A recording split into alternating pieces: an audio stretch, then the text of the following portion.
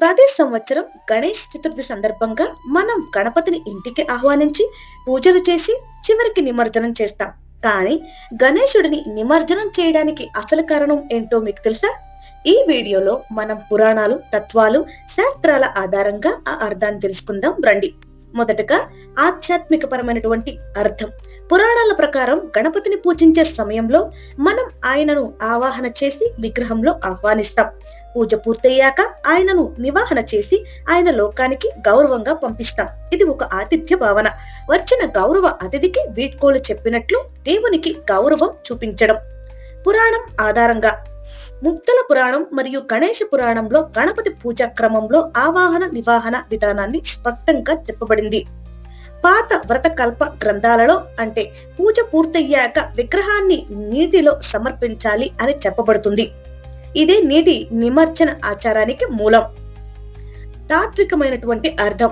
మన శరీరం లాగా విగ్రహం కూడా పంచభూతాల సమ్మేళనం. మట్టి విగ్రహం మళ్ళీ నీటిలో కలిసిపోవడం అంటే మనం ప్రకృతికి ధన్యవాదాలు చెబుతున్నట్లే. ఆ శక్తిని తిరిగి ప్రకృతిలో కలుపుతున్నాం. ఈ తత్వాన్ని భవిష్య పురాణం, వాయు పురాణం పరోక్షంగా వివరిస్తాయి. సామాజిక మరియు సాంస్కృతిక అర్థం. గణపతి నిమజ్జనం కేవలం ఆధ్యాత్మిక మాత్రమే కాదు, ఐక్యతకు ప్రతీక కూడా.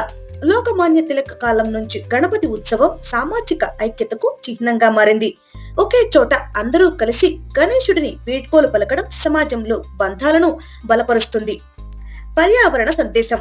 ప్రాచీన కాలంలో మట్టి విగ్రహాలను మాత్రమే వాడేవారు. అవి నీటిలో కలిసిపోతూ ప్రకృతిలో భాగమయ్యేవి. ఇప్పుడు మాత్రం ప్లాస్టిక్ విగ్రహాలు మరియు కెమికల్ తో కూడిన పెయింట్ వలన నీరు కలుషితం అవుతుంది. అందుకే పర్యావరణ హిత గణపతిని మాత్రమే ఎంచుకోవడం మన బాధ్యత. గణపతి నిమజ్జనం ఒక ఆచారం మాత్రమే కాదు, దేవుడిని గౌరవంగా వీడ్కోలు చెప్పడం, పంచభూతాల చక్రాన్ని గౌరవించడం, మనలోని అహంకారాన్ని వదిలి వినయాన్ని పెంపొందించుకోవడం అనే తత్వబోధ కూడా. కాబట్టి ఈ చతుర్థి సందర్భంగా మనం గణపతి ఆశీర్వాదంతో పాటు పర్యావరణాన్ని కూడా రక్షిద్దాం. గణపతి బప్పా మోరియా.